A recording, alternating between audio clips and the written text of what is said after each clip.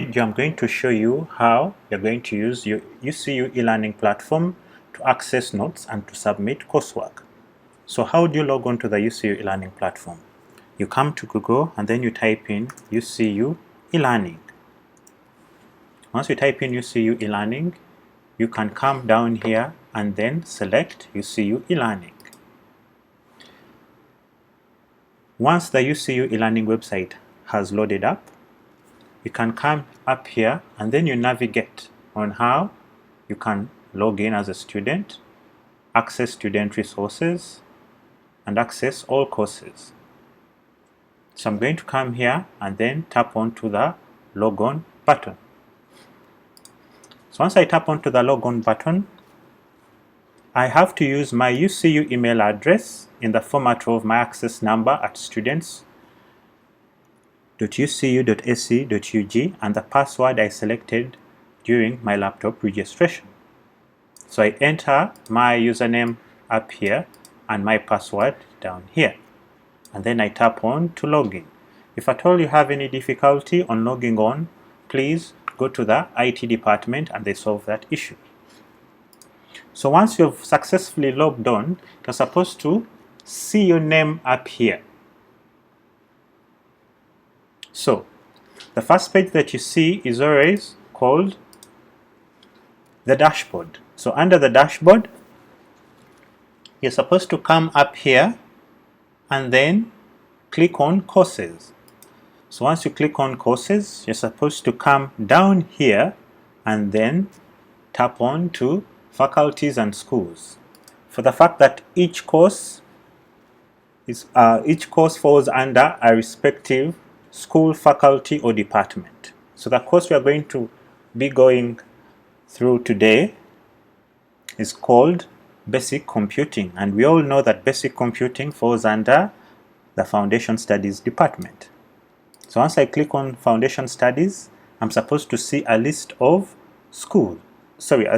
courses, for the fact that one particular course can be taught by various lecturers. So once I click on Basic Computing, I'm supposed to see the name of my lecturer, like the way we see Samson, I'm seeing Paul, I'm seeing Samuel, I'm seeing Henry, and Dina. So as a student, you're supposed to come down here and enter what we call an enrollment key. An enrollment key is like a password that is going to give you entry to do that particular course on the UCU eLearning platform. So who gives you this enrollment key? Your lecturer gives you this enrollment key. If at all your lecturer is not available, please talk to your class representative. If at all your class representative is also not available, please come to the eLearning Center in the Hamukasa Library, or you can go to the IT department and get help. So the enrollment key to Basic Computing is capital B, capital C. So once I'm done entering my enrollment key, I'm supposed to come here and then tap on Enroll Me. So once we tap on Enroll Me, the first thing that we see is the course home. So UCU eLearning platform is arranged according to two things. It has what we call resources and activities.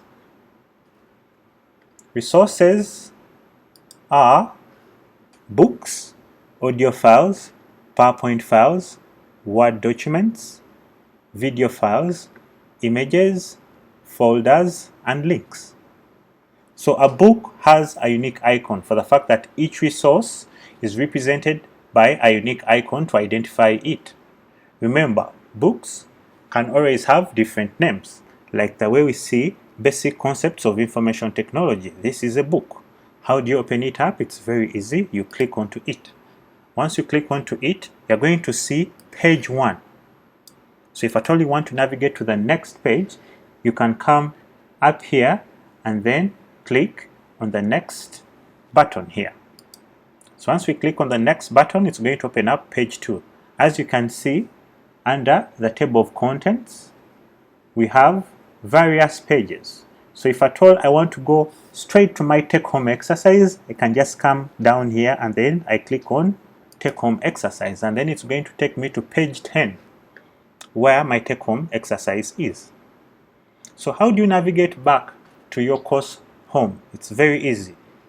You can just come and make use of these breadcrumbs, whereby you can just click onto them and they take you back to the course home. We also have what we call audio files. Audio files have a unique icon like the way you see here. Once you click onto it, it's going to ask you to play it. So I have to just come here and then click this button or pause it. Or I can come here, try to see whether my volume is up. If at all it's low, you can increase it. Or I can skip to a certain time frame of that audio file. So let's go back to the course home. We also have various resources such as PowerPoint files. Remember, everything has been done for you. Your job is to come here and then click onto this particular file, and the computer will ask you whether you want to save it. So if at all I want to save it, I come here and then tap on save. It's the same thing with the Word document. You click onto it and then it's going to ask you to save it. So we also have what we call video files, for the fact that learning is very interactive using the eLearning platform. Once I click onto it, it's going to open up and I can just come up here and then play this video. So once the video starts playing, if at all I want to fast forward, I can just come here and then I go to where I want to start from. Or I can come here and then pause it. We also have what we call image files. Image files, if at all the image does not open up automatically like the way you see this desktop computer, it will always have a unique icon like the way you see here. So I can come here and then I click onto it. So once you click onto it, that particular image is supposed to display automatically. We also have what we call a folder, for the fact that a lecturer can put multiple files under a folder, and a folder on the eLearning platform looks like this. It has this unique icon. So how do you open it up? It's very easy. You click once. So once you click, it's supposed to show you the contents of the folder. As we can see, there is a PowerPoint file, we have an image, we have a Word document, we have an audio file. If at all I only want to download one particular file under this folder, I have to just click onto it and then I save it. But if at all I want to download all contents of the folder, I just have to come here and then click on the download folder button. Once I click onto it, the system is going to zip up each and everything and download a zipped folder for me. We also have what we call a link. A link has this unique type of icon. So once I come here and then I click onto this, it's going to ask me to click this particular link to open resource. So if at all I click and open it in a new tab, it's supposed to show me that particular website where my lecturer can come and tell me to collect more information. So let's go back. So let's go back, let's look at a new course and we see how the lecturer has arranged it. Remember, lecturers can arrange this particular course content in a different way. This is arranged according to a list. This is arranged according to topics in a list format.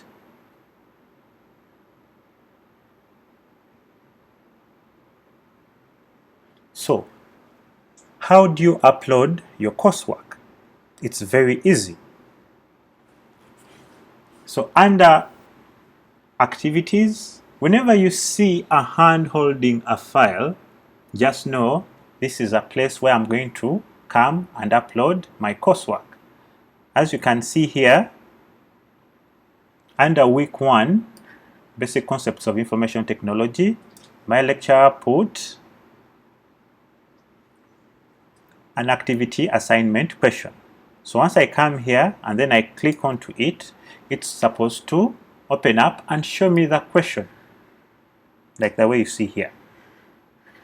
So how do I add my submission? Let's suppose that I have answered all these questions. I'm just going to come down here and then I click on add submission.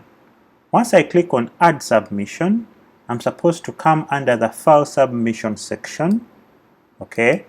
Then click on this first icon, this one.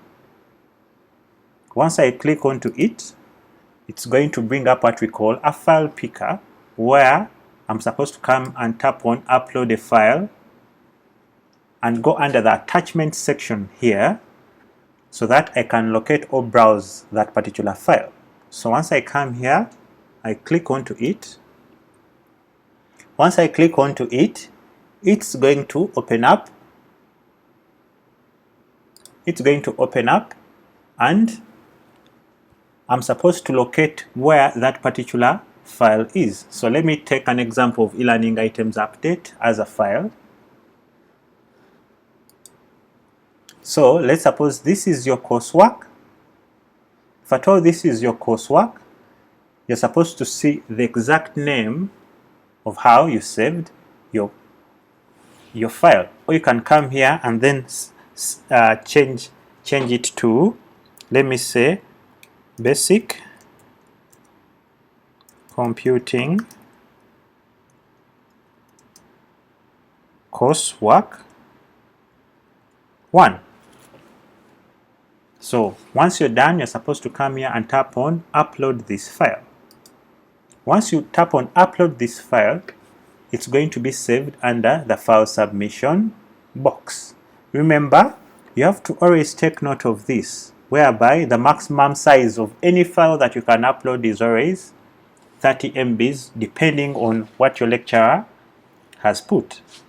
And you always have a maximum upload of always one file. So this can change depending on how your lecturer arranges his class.